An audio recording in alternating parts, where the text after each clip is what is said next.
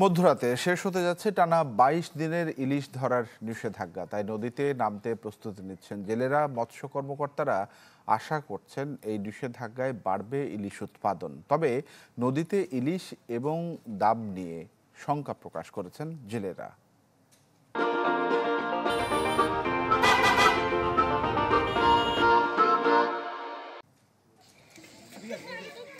শরীয়তপুরের সুরেশ্বর ঘাটের জেলে শফিউদ্দিন আকন নিষেধাজ্ঞার কারণে টানা ২০ দিন কর্মহীন ছিলেন।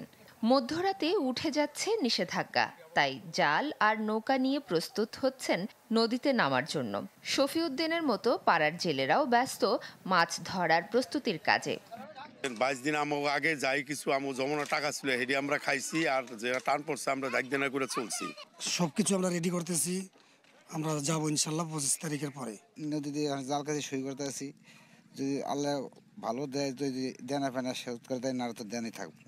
জাল সেলাই আর নৌকায় মেরামতে ব্যস্ত চাঁদপুরের জেলেরাও।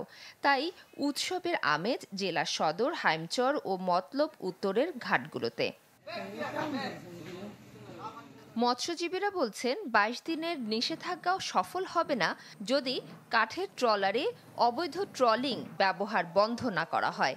অবৈধ এই ট্রলিং দিয়ে নিধন হচ্ছে ইলিশ সহ বিভিন্ন জাতের মাছের পোনা। এটি ব্যবহার বন্ধের দাবিতে বরগুনায় হয় মানববন্ধন। এই জাল দিয়ে সমস্ত প্রকারের মাছ এরা ধরে ফেলায়, যার জন্য সাগরে এখন শূন্য অবস্থায় আছে, সাগরে মাছ নাই। নৌবাহিনীর এরা অন্তত ১২টা ট্রলিং এই পাথরঘাটাই তারা কাটছে, তারা মানে ওরা ধরা হয়েছে, তারা অ্যারেস্ট করছে। জামিন হওয়ার পরে আবার তারা ওই যে কাটামাল আবার ওয়ার্কশপে ইঞ্জিনিয়ারের কাছে নিয়ে জ্বালাই করে আবার তারা যাওয়ার জন্য উদ্গতি তারা শুরু করে দিয়েছে।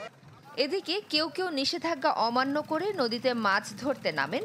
প্রশাসক জানান কঠোর হাতে তাদের দমন করা হয়েছে। এবার নদীতে ইলিশের প্রজনন বাড়ার আশা করছেন মৎস্য কর্মকর্তারা। মা ইলিশের যে অবরোধ ছিল, এই অবরোধের ফলে আমরা আশাবাদী যে জেলে ভাইরা তারা আমাদের বঙ্গোপসাগর এরিয়া তথা নদী মোহনার এরিয়াতে প্রচুর পরিমাণ মাছ পাবে এবং এই মাছগুলোর উৎপাদনটা আগের থেকে বেশি হবে বলে আমরা আশাবাদী। তবে নদীতে ইলিশের পরিমাণ ও দাম নিয়ে শঙ্কা করছেন জেলেরা। মাফতুহা মিলি, চ্যানেল 24।